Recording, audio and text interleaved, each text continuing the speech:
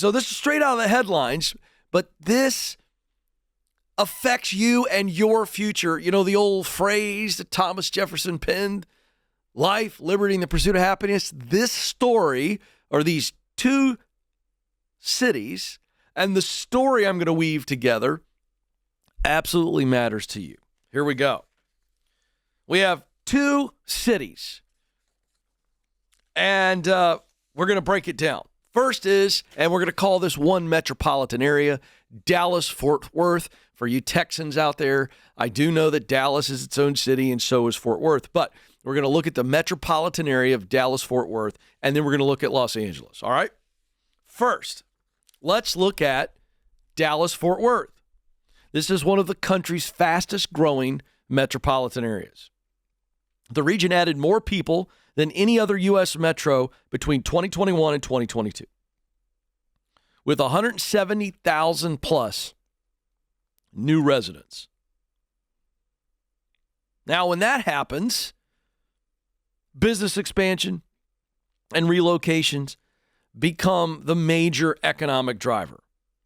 They are now predicting that economists are predicting that Dallas-Fort Worth area will overtake the Chicago area and become the third most populous metro within the decade. Now, you're talking about Los Angeles, New York, Chicago have been the big three as long as I've been alive. But if you look at Chicago, what are you seeing when you see Chicago in the headlines? I'll tell you. A mediocre to crappy football team and a lawless city. That's what you see in the headlines. Nobody even talks about the Bulls anymore. The White Sox they're irrelevant. The Cubs are kind of like cool because of Fenway. Wrigley. Freudian slip there. All my Boston fans got all fired up for a second. All right, now, so that's what you think of when you think of Chicago. Crime-ridden, mob, riot, teens everywhere, new gunshot death every other minute. I mean, this is just the facts. That's what you think of. So Dallas-Fort Worth, here it comes. 265 businesses have either relocated or expanded to Dallas-Fort Worth since 2020. That just gives you an idea. 265. Moving their entire operation, and a lot of employees probably coming with it. Now, what does it have going for it?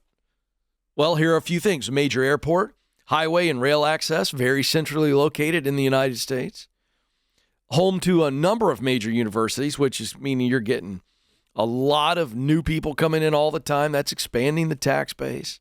High skill, a lot of research, diversity, and a lot of room to expand because of the way it's situated in the topography. Now, here's what's interesting. Fort Worth has been a blue-collar city in its past versus Dallas, the more glitzy, big city.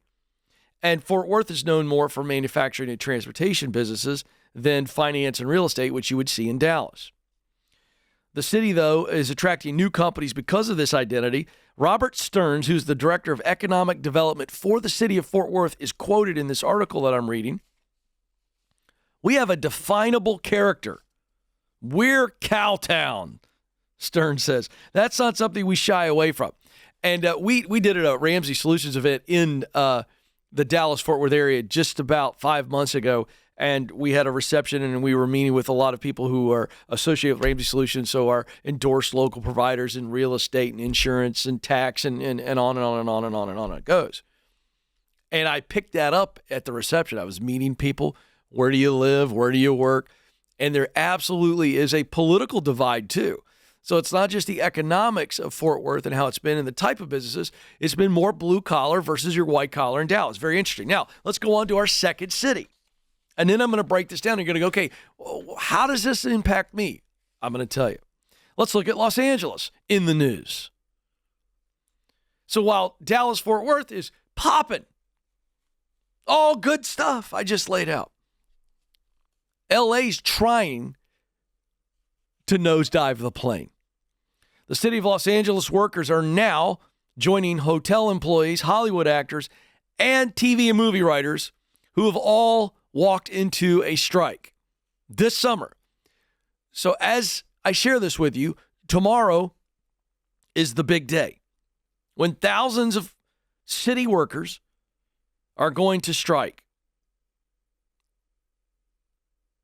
This includes sanitation workers, Los Angeles International Airport, LAX employees, street services, all from Local 721, a union that represents more than 98,000 county and city workers across Southern California. This is from David Green, their executive director. We're going to shut down the city of Los Angeles. That's their goal. He says sanitation alone, sanitation workers, Sanitation Department of Los Angeles, has over 900 vacancies. And we've been sounding the alarm for years. His beef, the city has sent people in to negotiate who do not have authority to make the changes that they're asking for. So, a tale of two cities. Dallas-Fort Worth is booming. Los Angeles is breaking. So let's look at why Los Angeles is breaking. Here's just a few reasons. Los Angeles is known for more government. Back-breaking regulations on the city level and the state level. More government. More government always means, you ready, high taxes. Interestingly enough, for all those high taxes, Los Angeles has got a lot of crime. High crime is next. High homelessness.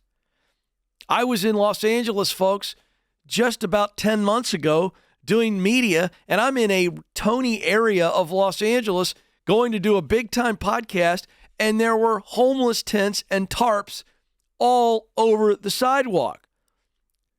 I began to look around. Where are the police to come shut it down? Nope. It's just, and I mean Mercedes and Beamers and Bentleys zipping right by. Nobody's doing a thing about it. Well, you would imagine with high taxes, high crime, and high homelessness, you'd have high levels of exits. And you do. Where are these people going? They're going to Dallas-Fort Worth and other cities like Nashville and cities in Florida. Why? Well, let's look at the boom city.